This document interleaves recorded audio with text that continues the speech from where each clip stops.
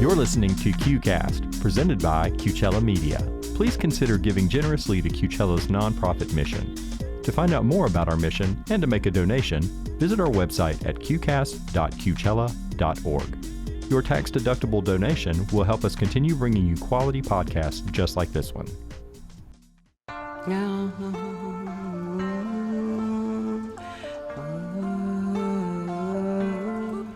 I may be bruised, but I'm not broken.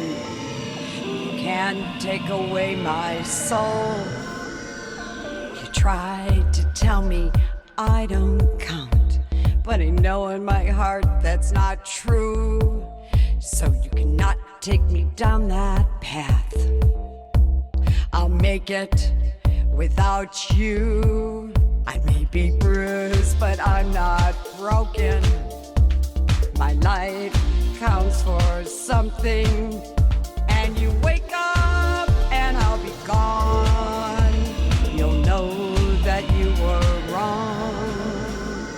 Welcome to my show, Shades of Gender. I'm your host, Terri Ryan. Each show will be talking about gender identity, including transgender, cross-dressers, and non-binary gender individuals who self-identify with these groups. The definitions of these groups are often misused and certainly misunderstood. Our goal is to identify these groups, listen to their stories and their journeys in life to get a better understanding of why they are and what they're doing. In spite of how the media may characterize what others may select as their definitions of what these labels represent, our goal is to get to know the real people behind these definitions. I personally feel that gender identity is the last taboo in our society, and the more we get to know those with gender issues, the better we as a society will be able to understand and ultimately accept these individuals for who they really are, rather than what we think they are. My interest in gender identity issues began many years ago in the late 1980s, when I encountered it with my ex-husband. Let me walk you briefly through my initiation into the community. I was in my mid-20s, building a career in commercial real estate, when on my first date with my ex-husband at a local Chinese restaurant, there was something about him that was just addictive. He made me laugh. He was a real estate developer, lived in a vintage mansion near downtown Chicago, and was an avid sailor. Within 6 months, I had moved into his house. Within a year, we were engaged. And after being together for 14 months, I saw him dressed up in women's clothing for the first time. Yes, I didn't really understand the significance of it until much later. It was the night of Halloween, a common story I find within the community, and we were deciding whether we should go out in costumes and celebrate. He made me a strong vodka martini, which made me tipsy but still coherent. We were standing in our formal dining room in the decadent mansion, sipping our martinis, when he told me he had dressed as a woman one night for Halloween some years back, and it was fun. I asked, well, where do we get the clothes that fit you at late notice? He was over 6 feet tall in comparison to my short, slender frame. He would never fit into my size 2 clothing, weighing at 175 pounds. He would have been at least a size 14 at the time. I had no clue what he would wear as a woman, but he did. He disappeared upstairs for a long time just to come downstairs wearing a black knit skirt, a white lace top, carrying black stilettos in his hands. When I asked him where these clothes came from, he said that his ex-wife left him behind, yet I never noticed the clothing before. What struck me about him wearing these women's clothes was how particular he was about the clothes that fit him. Part of me thought for the first moment I saw him in these women's clothes that he liked it a little too much, that it wasn't just a Halloween outfit for him. Yet it never occurred to me that my fiancé was a crossdresser with a femme side. After all, it was Halloween and many straight guys dressed as women for the occasion. We ended up getting too drunk to go out that Halloween night. Instead, we just partied by ourselves with both of us dressed in women's skirts and stilettos while dancing to Prince's song Kiss and passing out in front of the fireplace, naked with our skirts tossed on the floor next to us. What started as what I thought was a fun, adventurous event would later define our relationship. After Halloween, neither of us brought up that night for months. He didn't say anything more about it, so I wrote it off as a one-time event. But one day, shortly after we were married, he asked me if I wanted him to dress up. I was taken aback, not knowing how to respond. I certainly didn't want to embarrass him or hurt his feelings. Even though I was not into him dressing up, I didn't have the courage to say no. So I said yes. He smiled and quickly headed upstairs to change into his women's clothing. This time he came down in a blue skirt and a black top with a black bra and his black stilettos. I tried to make it a fun game, and upon his request, I applied foundation onto his day-old beard. He loved me making him up into a woman. He loved transforming himself into a woman and tried to do it with me as often as possible. Looking back at this time, I know I was frightened that I had lost my husband. I didn't know who he was anymore. We didn't talk about him being a crossdresser or transgender. I was obviously in major denial of my husband's cross-dressing. I didn't research it or ask him why he did it. I just lived with it, and not well. It was destroying my self-esteem. All I could hope for is that his interest in cross-dressing would go away, and he would outgrow his need to do it. I was, of course, totally wrong in my thinking, but I had no source of reference to be able to understand it. Besides, again, he never defined himself as a crossdresser or a transgender. My ex never shared his history of cross-dressing with me, yet it forever changed the dynamics of our relationship, leading to our divorce. One core issue for me was that person I entered into the relationship was not the same person who I thought I knew, and his reluctance to discuss the topic just made it more frightening for me. This is where the fear for me surfaced as I asked myself, who is this woman I married? And where did my husband go? And how does he fit into his femme side? Could I stomach waking up with him in his black nightie with me every night? And was it that so distasteful when he started cross-dressing in front of me? I was now looking at another woman who had stepped in for my husband. This woman was the other woman in our relationship who took us on a different path and was a different person. This is why I'm here. The act of cross-dressing has always haunted me, as I felt the issue was never resolved with my ex-husband, who definitely was straight, masculine in so many ways, and wildly successful in the bedroom and the boardroom. So why would he want to wear a push-up, lace bra, and heels? This desire to solve the mystery of cross-dressing became the catalyst for my journey and has led me to the transgender community. As I have learned, there are indeed shades of gender and many misconceptions on what the term really means. We still have so much to learn about gender identity, and I am pleased to be your host in exploring the topic and learning with you about these communities. And believe me, it can be very confusing as we as a society are attempting to understand the gender topic. I want to know your stories. Let's talk. So let's start the conversation. Today I have my friend, Linda, who started out cross-dressing, but mostly lives her life as a woman. Hi, Linda. Hi. Hi. So she doesn't ascribe to labels. Pronouns can be tricky in the world of gender identity, and using the wrong gender can be highly offensive. Linda was born genetically as a male, but is here as her femme self and is here to talk about her journey. Again, welcome. Thank you again. You bet. So first of all, where are you from? Alabama originally, North Carolina now. So you still have your accent a little bit? Yes. Does it ever go away? Never goes away. No. I'm at school in Tennessee, as we say in Tennessee. We're the land of moonshine, right? Land of moonshine. Yeah. Do you think growing up in the South was more constrictive in terms of who you are today and in terms of your gender identity? And I think a lot of people have misconceptions about the South. The South is, in many ways, backward, but I think no matter what, I was myself all of my life, and it really didn't matter whether I was a Southerner, born in Chicago, or lived in Los Angeles. I've always been myself, and I always try to be. And then, Linda, where do you, because I've seen you in both your femme and your male form, where do you see yourself on the spectrum of gender? I see myself as probably in the midpoint of being on that spectrum.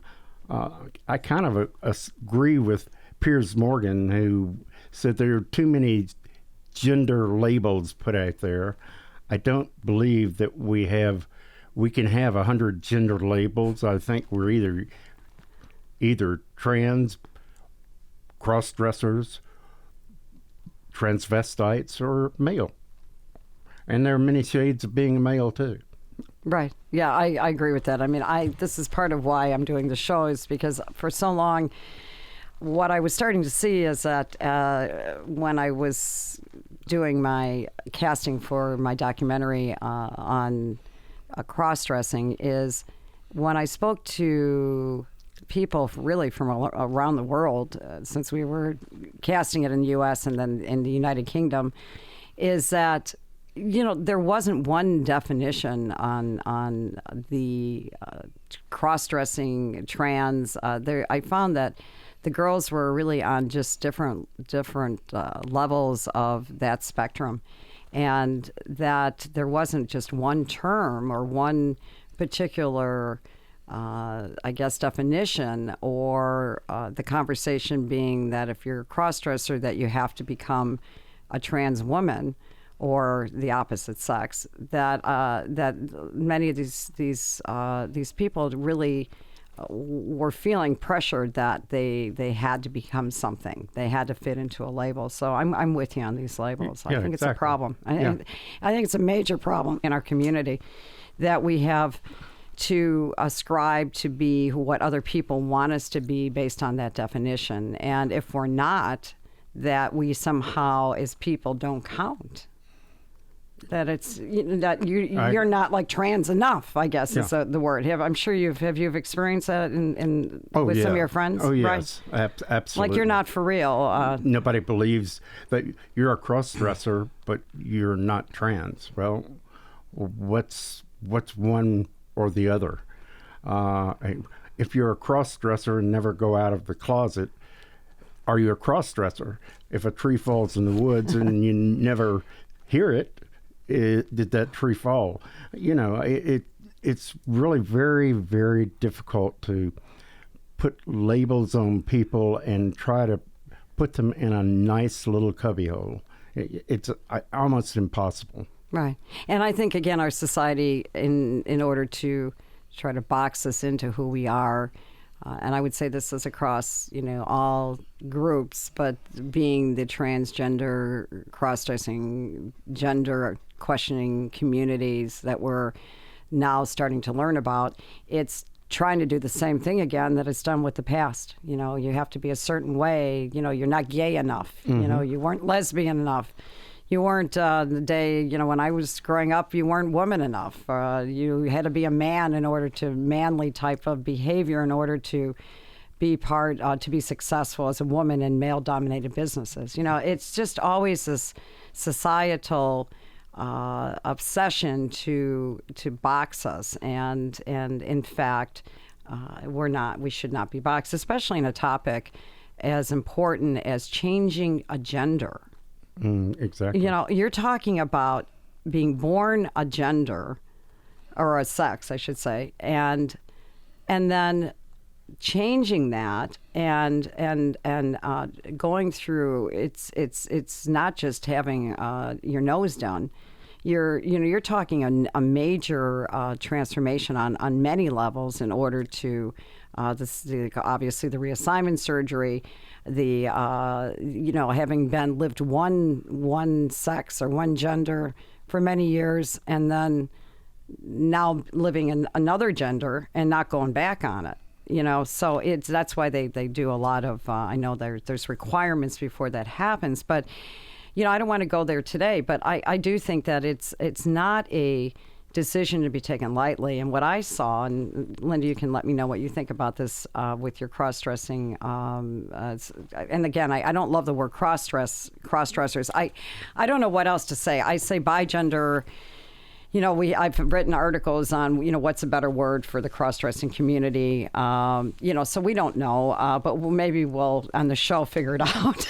maybe we'll get enough dialogue and we'll come up with a whole new name for cross-dressers, because I don't think it's a great name. I don't think any of them are great names. It doesn't matter whether it's cross-dresser, transgender, bigender, right. any Right. of those. somebody could call me and call me one name or the other. I'd respond to it all. It doesn't matter to me. It's what's inside of me. It's not how I present. It's what's inside of me. I could be dressed as a male and still have the same thoughts I have right now. Right. Which leads to another conversation that where cross-dressing becomes, I think, not really, again, the right term or confusing, is it's not just the act of cross-dressing. And I can tell you firsthand, when my first husband cross-dressed, it wasn't just the clothes. He became his femme self. And I always identified when he was in his woman's clothing, that was his femme self. It was part of his person that was, to me, a different person. Now, obviously, it's one person, but it was, and again, this is a time where, because when you're in the closet or you're not able to go out, except if you're lucky you have a wife who understands it and allows you, which is really what happens, to present your feminine side, then that's all you know, and you're not out in public. And that's where I think I've always felt sorry for, and recently it's changed, but for those listeners that have that are that are over 30 or 35, or remembered the days when you didn't even talk about it. You didn't talk about being cross-dressers or trans or transsexual or what. You just did it. And the number of still cross-dressers that are still in hiding, still haven't told their wife. Maybe they've told their wife or she found out somehow, and they're still they're by themselves. They're traveling. They're on sales trip. They see a dress in the window and they want to present themselves. They buy a dress and makes them think about it, and they're all by themselves, or they'll go out to a gay club, and it's very lonely because they're living with this guilt and this pain, and so they haven't had a chance to get out. And so I want to talk to you a little bit about that. I mean, what helped you? Because you tell us a little bit about your history and your relationships. I traveled all over the U.S. and Canada. And yes, I would, when I was out on a road trip, I would dress up in the evening, go out and enjoy it. I'm hearkening back to what you said a little bit ago about your husband. I think you felt like you ain't woman enough to take my man, just like Dolly Parton said. But I like that one. Yeah, you better be better in your game, because you're no competition for me, and you're still taking them over. Exactly. Yeah, exactly. But it's when you can get out and you can be free and you can do what you feel like you want to, and go places that you wanted to go, and have the confidence to do it. It really is uplifting as a human being. I don't think there's anything wrong with that. I never did. I don't care whether when I came home I was male, because my wife, that's what she wanted. She wanted a guy, and that's what I came home as. And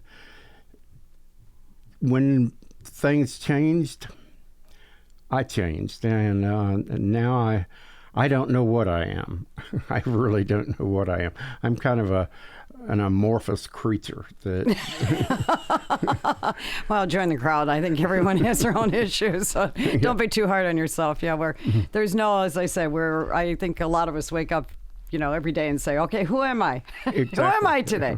I don't know who I am. So I try to get up and do the best we can. That's all we can do, and enjoy this beautiful life that's out there, right? Exactly. Yeah. Because there's a question that I need to ask you is, did you cross-dress as a child?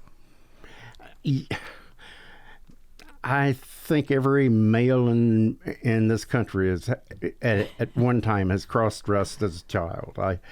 I did, but it was not. I don't know how to put it. It was not knowingly cross-dressing. It was games, Right. games. Yeah. And then how old would you say that you 4 or 5 years old? I'm sure that's probably true. Do I remember it? No, I don't have any real memories until I was about 8 or 9. Okay. So I couldn't say that it was at 4. I decided I was going to be a cross-dresser. Right. I had no knowledge. It was not in my mind at that time. Right. And at that point you were just being who you are, which was just a boy. You're a Exactly. little boy. Kid. You're a kid. Yeah. I mean, and playing. I mean, there's so. So do you think then when you say you remember something at 9, do you remember then consciously like saying, oh, I think I'll play with that skirt or that dress or that bra or someone that is a sister or. Well, my sister used to dress me up as a kid. Oh, okay. She always wanted a sister, and so I became her sister. And how old was she when she did that? How much age difference? There's an age difference of about 5 years. Oh, she was old enough So then. she was old So enough. if you were if she was 14 or 15. Yeah, I was 9. Yeah. At 10, I was her little sister. Right, and you probably idolized her. Oh, no. So what did she? What did she say one day? I mean, why did she want? Obviously, you're a nice-looking person, and did she think you were cute and thought you make it? Why do you think she did this? Or was she just a rambunctious child who just was a problem? I mean, why did you do that? I've never been able to get inside my sister's mind. I wish I could, but I think she just was a rambunctious child and Right. and wanted to humiliate her brother if she could. Well, today is she still Alive? around? Yes. Yes, she is. Yes. Does she know about your cross-dressing? Yes. Habits? Does she remember when you were kids? Yes, I often remind her of that. And you're not too sure. I'm sorry. So we're not really sure if she really started the ball rolling here or not. Again, You said, I kind of liked it. It was, Exactly. right. I mean, it was like it just didn't go away, right? It never went away? No. So maybe she was onto something. I don't know. But I mean, that's not an uncommon occurrence. I mean, I guess part of it is, yes, I remember when I was a child and I loved... we had, what was it, hide and seek and look-see, and the kids in the neighborhood were like, trying to say, oh, I'm a man and I'm a boy and you're a girl and you want to see, I got something different than you. And I'm like, oh, my, I remember our neighbors started doing that. And I was, I ran away, and I went running to my mom and I said, those kids over there are, and she's like, oh, honey, just, they're doing whatever they do. And I'm like, okay, I don't want, but, and then I remember playing with, my dolls, but I loved cars, cars, the Matchbox, I think they were called, of those little cute little cars. Loved them. I always loved cars. And I think that's when I wanted my first Porsche. I loved it.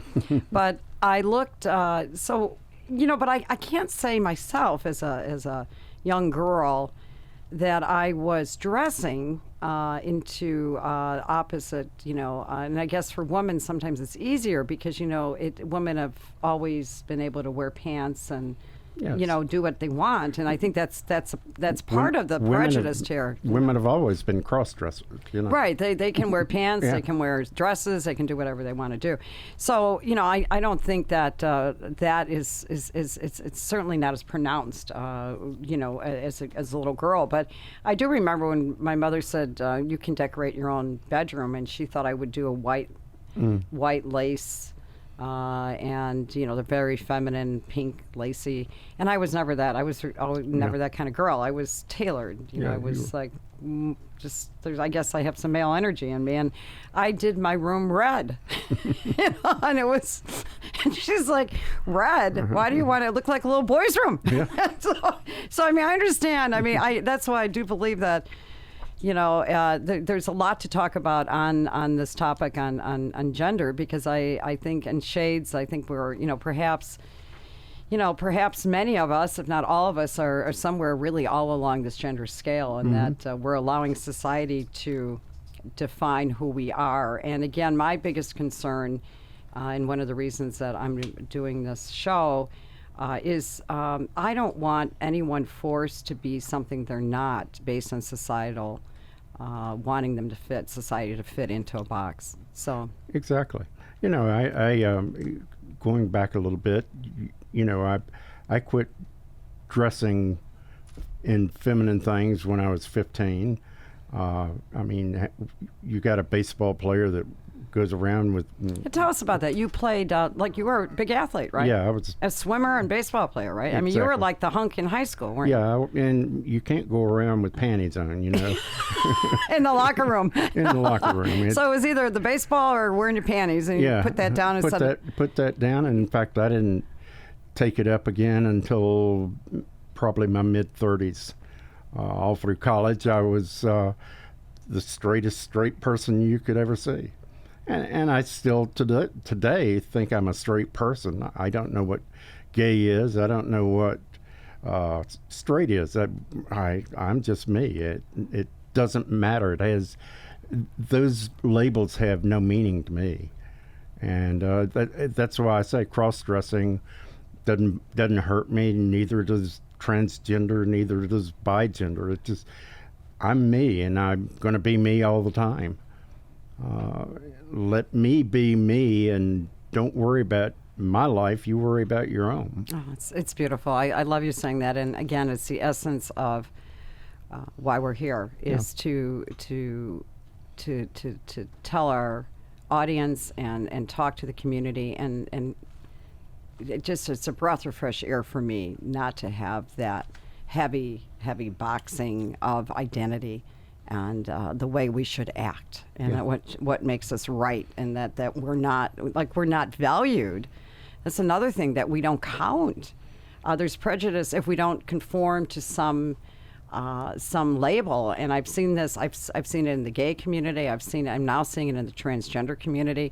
That if you're not, if you present and you have a part of you as a femme side or whatever you want to define it, that you just don't, that you must fit and become transgender and go become that person and live your life as a woman. It's like I'm living my life as me. So I'm going to wrap it up here. I thank you for being on. We have so much to talk about, Linda, and we're going to get you back, and this is our kickoff show today, and I really appreciate you being here. I really do. You're not only a friend, but I respect you, and I love you. Well, you've been a friend of mine for a long time, and I respect you, and I really love you too. Oh, thank you so much. So to all of you listening today, I look forward to your comments, and please contact me at terrileeryan@gmail.com, which is TerriLeeryan@gmail.com if you'd like to join in the conversation and to be on the show.